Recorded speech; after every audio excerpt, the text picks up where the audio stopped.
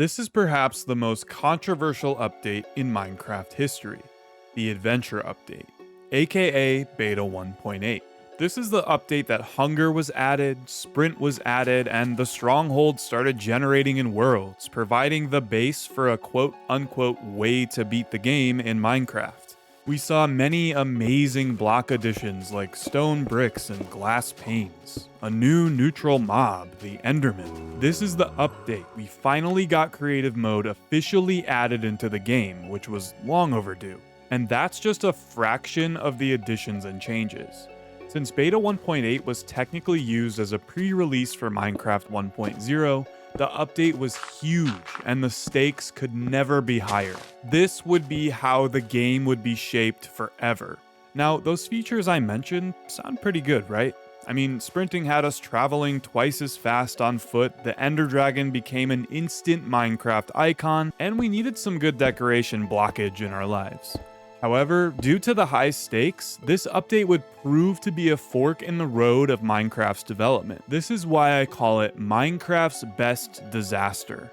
It divided the community and caused some backlash, but also laid the groundwork for Minecraft becoming the best-selling video game of all time.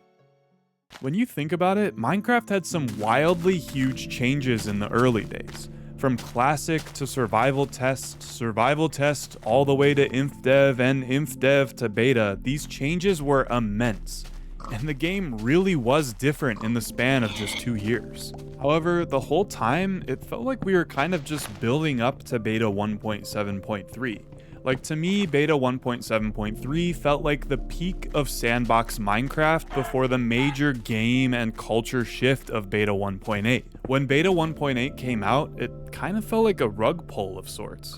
I mean, it's in the name, the Adventure Update. This was the moment that Minecraft pulled away from its sandbox roots. Of course, today it can still be what you make of it and be sandboxy, but in order to get the best items in the game and progress your world if that's your jam, you have to follow the Adventure Update's groundwork. That is, beating the Ender Dragon to get the Elytra, fighting the Wither to get beacons, and so on. Now, to some, this is a great change and gave the game more of a point that some so desperately desired.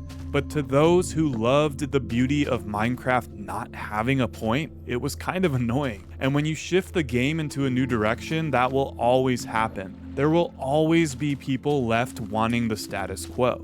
It kind of reminds me when RuneScape 3 came out as an example and parallel to Minecraft Beta 1.8. Some people embraced the new changes, some people hated it, and Jagex, RuneScape's developer, was basically bullied into releasing the old school version of the game. Since Minecraft's old versions are still accessible, we don't need to do any bullying of Mojang, much to my disappointment, but it is still harder to find resources and content for the older versions of the game these days. Let's address the elephant in the room, hunger. You're either weird and you like it, or you're like the rest of us and think it's annoying and useless. The only time, for me anyway, that hunger feels fun and necessary is in hardcore mode, when starving to death early in the game is a real threat. But even then though, it takes just 2 seconds to kill a passive mob and not die. After that, and setting up any semblance of a farm, it's just like, something you have to keep doing forever. And sure, they made it so the only way you regenerate health is by being fully satiated, but they didn't have to do that. It doesn't feel like other survival games where hunger is fully integrated and challenging, like Don't Starve, for example. Obviously, comparing Minecraft to Don't Starve is like comparing Call of Duty to Animal Crossing, but still. I think hunger was originally meant to be tied into sprint like a stamina bar, since once you hit a low enough point, the ability to sprint is taken away, and maybe they just rolled with it from there. Any way you look at it though, hunger is forced in survival Minecraft. It's not like the other objective-based adventure-style features that you can choose to do or not to do. If you play survival with hostile mobs turned on, you have to deal with hunger. There's no way around it. And I think that's the other major problem. It's a forced change, to the point where there's tons of mods that revert back to the old food system. Quick Amazon affiliate store plug, my May 2023 idea list has dropped and the theme is garden galore, so if you're looking to revitalize your garden this spring, consider using the affiliate store to support the channel. My book recommendation of the month is Tomorrow and Tomorrow and Tomorrow by Gabrielle Zavin, and the cool Minecraft find of the month is a Minecraft bee plushie. Thanks so much for the support, I've linked May's idea list below. The world generation of Beta 1.8 changed everything drastically.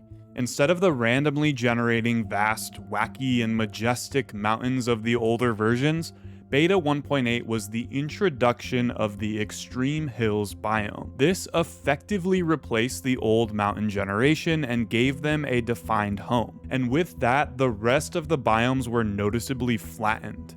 That, combined with biomes becoming much bigger and more vast overall, made things just kind of boring. Exploring wasn't as fun for me. Like when you explored in earlier beta versions, you never knew what crazy terrain or mountain was waiting just beyond the fog. Beta 1.8's biomes all felt the exact same no matter where you found them. But how does all this tie into the title of Important Disaster? Well, look at Minecraft terrain today. The Caves and Cliffs update was insane. Like, I actually really love how terrain generates nowadays. Beta 1.8 laid the foundation of updates like this by what I like to call biomizing the generator. Terrain was less generalized and world-specific and made to be entirely biome-specific in this version. This laid the foundation for the rest of Minecraft up to the present day. Love it or hate it, we have to tip our modern Minecraft biome cap to Beta 1.8's generation. The last controversial piece of Beta 1.8 that I'll cover, and we're getting a little into the weeds here, but bear with me, is lighting changes. You see, smooth lighting in Minecraft actually was released all the way back in Beta 1.3. One of the things that many people have nostalgia for is the old blocky lighting dynamics, but that actually didn't last all that long. Many people compare the old early beta smooth lighting to today's Minecraft's lighting, and it's interesting to see how many people actually prefer the old way. The light being tinted orangey yellow, as well as the flickering in Beta 1.8, despite seeming minor, was actually a massive change that had massive implications. Firstly, never forget the black spot glitch, where lighting would get all weird and cause literal complete darkness on block faces, even in the sunlight. That wasn't tweaked until official release 1.4 and wasn't fully fixed all the way until official release 1.8. Another thing is, in early beta and alpha, Minecraft was dark. Dark was dark. Night was incredibly dark. Along with the new lighting came the new brightness slider, which even at its darkest was lighter than it used to be, which doesn't really affect anything per se, and honestly it's probably a great change from an accessibility standpoint, but I just thought it'd be worth mentioning. There's no doubt that lighting just felt different. Not necessarily bad or good, just different. And how you feel about that, well, it's up to you. What else was controversial about Beta 1.8? I know I only touched on a few additions and changes in this video, but I kinda wanna open the floor of discussion. Are you satisfied with the adventure RPG style direction that Minecraft took? Or would you have preferred that they stuck to the pointless sandbox of old? Let me know in the comments below, and let's have a respectful discussion about it. If you enjoyed this version review video, let me know by leaving a like and subscribe for a potentially endless Minecraft experience on the channel. Thanks to my channel members who are listed on these signs. Special shout out to my Soul Knight tier member, Victoria. If you'd like to be on this sign or have your name shouted out, use the join button below for some awesome channel perks, emojis, and badges. I love you all so very much, and I'll see you in the next one.